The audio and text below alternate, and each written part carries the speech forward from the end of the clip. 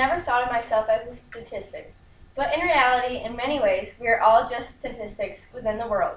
This is proven by the fact that according to the Planned Parenthood website, 3 out of 10 females become pregnant as teens. According to Guttmacher.org, of the 750,000 teen pregnancies that occur each year, 82% are unintended, 59% end in birth, and more than 1/4 end in abortion. As far as STIs, there are 9.8 million new diagnosed cases each year. Oftentimes, women get infected by men because the men are unaware of the fact that they have STIs or STDs. A lot of men don't know that they have anything because many times men don't get signs and symptoms like women. So everyone could be at risk if you are sexually active at all. I'm going to tell you the advantages to teaching sexual education in schools so that children's chances of becoming one of these statistics can become far and few between.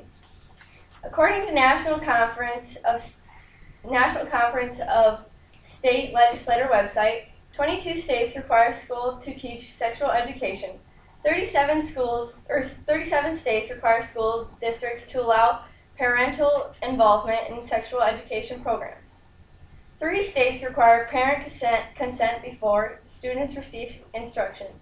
In 35 states and the District of Columbia, parents are allowed to opt out of sexual education for their children. There may not be a lot of schools becoming involved, but how it is taught is the key to prevention. What is medically accurate sexual education? The term sex ed is often thought to refer only to sexual intercourse.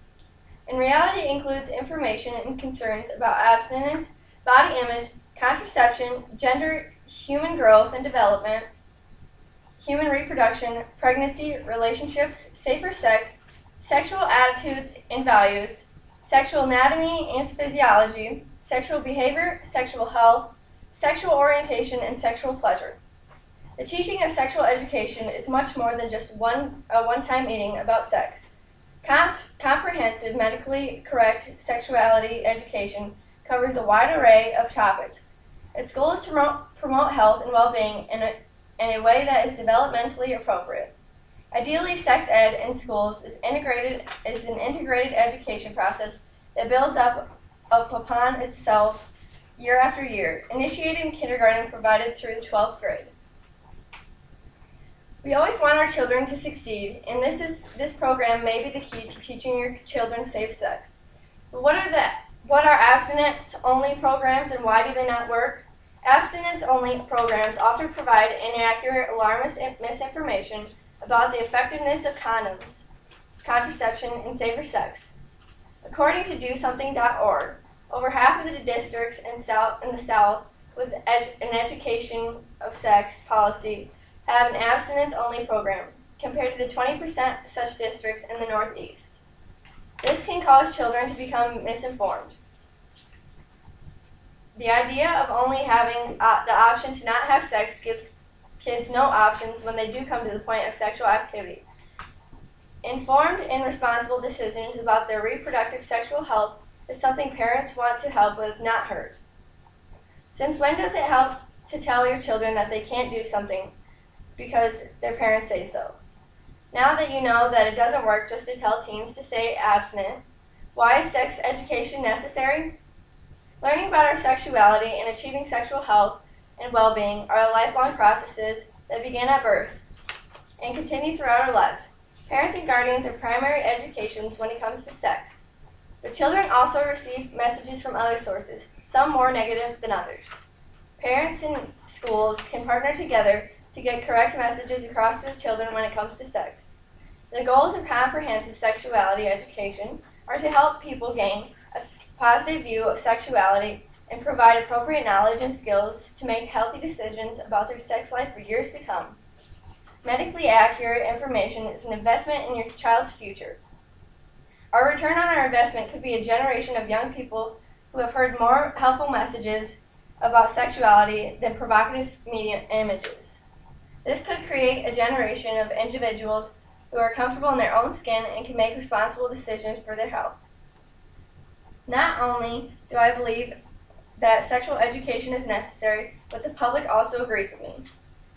In this study, it shows that 38% of sexual education teachings are about abstinent education, 40% is about family planning, and 22% is about pregnancy, STDs, or HIV prevention, which in this case it should be all except for maybe a little bit of the abstinence because the abstinence only does not work. Public opinion polls show that most Americans support sex education. Many would like sex education taught in our schools. According to a survey conducted in 2004 by the National Public Radio, more than 90% of parents support sexuality education in our schools. The study also showed the cast majority, which is 93% of parents, found that sex education programs in their children's schools were either very helpful or somewhat helpful to their child when dealing with sexual issues. It's hard to learn things when only being told once. That's why it must be taught comprehensively. How are comprehensive and medically accurate sex education effectively implemented? Comprehensive, medically accurate sexuality education is a systematic and layered education process that supports youth and their families and help them acquire the sexuality, relation information, skills, and motivation necessary to act in ways that are congruent with their values. Although the parents are the main sexuality educators, the majority of them feel that they need to support and expertise to lead the way.